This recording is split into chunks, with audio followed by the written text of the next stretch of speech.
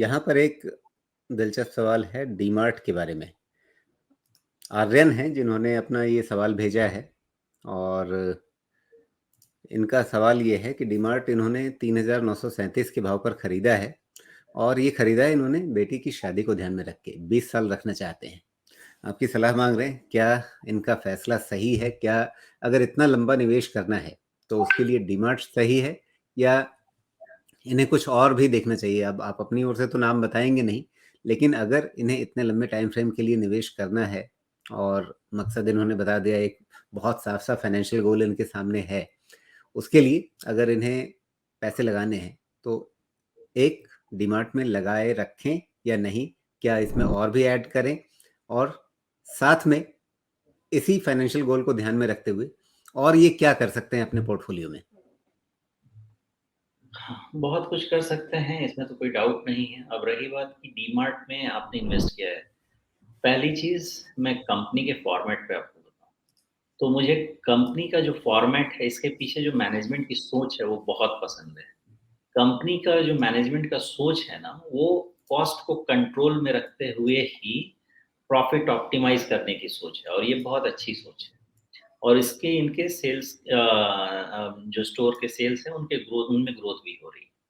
Valuation जो होता है, वो अच्छे मार्केट में ज़्यादा मिलता है, अगर मार्केट का सेंटिमेंट खराब है तो ठीक नहीं मिलता है वैल्यूएशन। तो कहीं न कहीं जो अभी करंट सेंटिमेंट मार्केट में चल रहा है, ख़ासकर जो ये न्यू एज के आईपीओज़ आके जो सेंटिमेंट खराब करके गए हैं, इसमें अच्छे स्टॉक्स का भी जो वैल्यूएशन है, वो भी कम्प्रेशन हो रहा है। इसमें वैल्यूएशन कम्प्रेशन होगा कि नहीं, इसका मेरे पास कोई जवाब नहीं है। स्टॉक स्टैंड पॉइंट से ये बहुत कंपनी स्टैंड पॉइंट से, गवर्नेंस स्टैंड पॉइंट से, फॉर्मेट स्टैंड पॉइंट से, थॉट स्टैंड पॉइंट से बहुत अच्छी कंपनी है।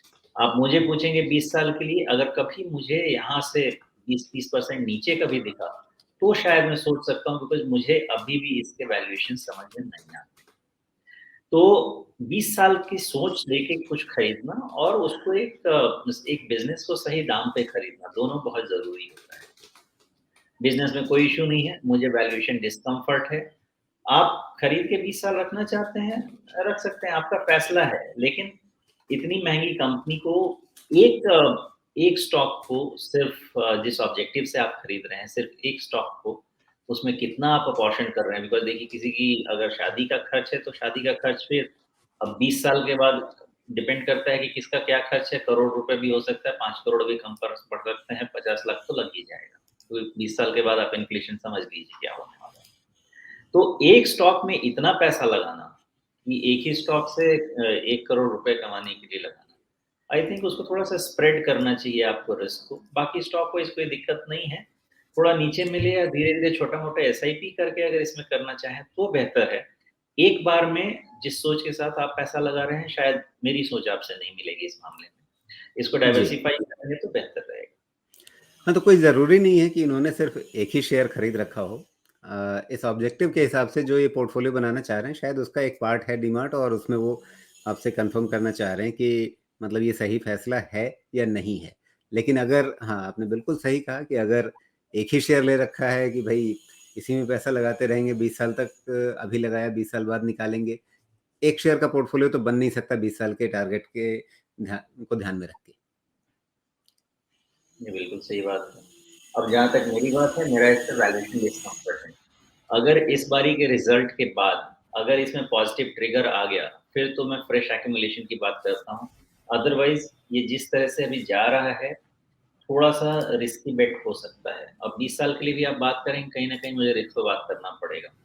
क्योंकि इसका स्ट्रक्चर का क्लियर कन्फर्मेशन, बहुत अच्छा कन्फर्मेशन मेरे पास नहीं है और अभी भी ये 100 पे ट्रेलिंग प्राइस मल्टीपल पे ट्रेड हो रहा है। इसके वैल्यूएशन का डिस्कम्फर्ट जैसे मैं कह रहा हूँ वो है।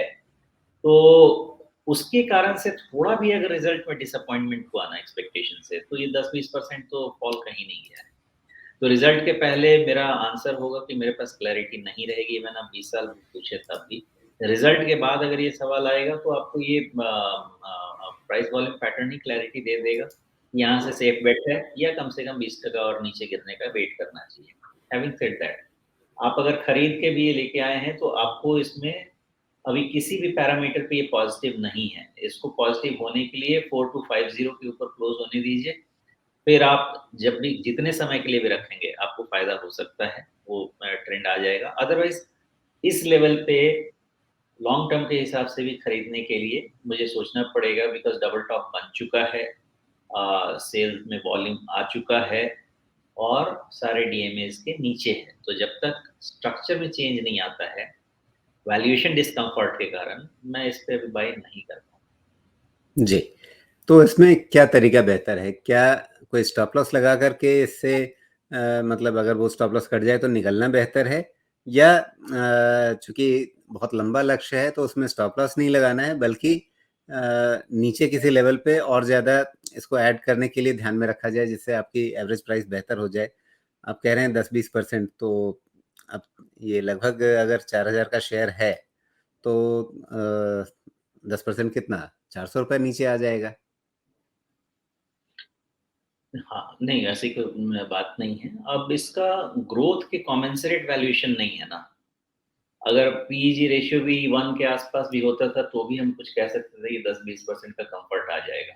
यहाँ पे कोई डिसीज़न लेना बड़ा मुश्किल काम है। देखिए, अब रिज़ल्ट ठीक आ रहे हैं, रिज़ल्ट ठीक आ रहे हैं, लेकिन वैल्यूएशन ऐसा है कि इस लेवल पे इन्वेस्टमेंट करना ठीक नहीं है मेरे हिसाब से। इसका मतलब ये नहीं है कि प्राइस ऊपर नहीं जाएगा, जा सकता है, लेकिन डिसीज़न लेना कैसे पड़ता है? डिसीज़न लेने के लिए आप अगर इन्वेस्टमेंट करना है, तो हर पैरामीटर पे सक्सेस टिक मार्क होना चाहिए।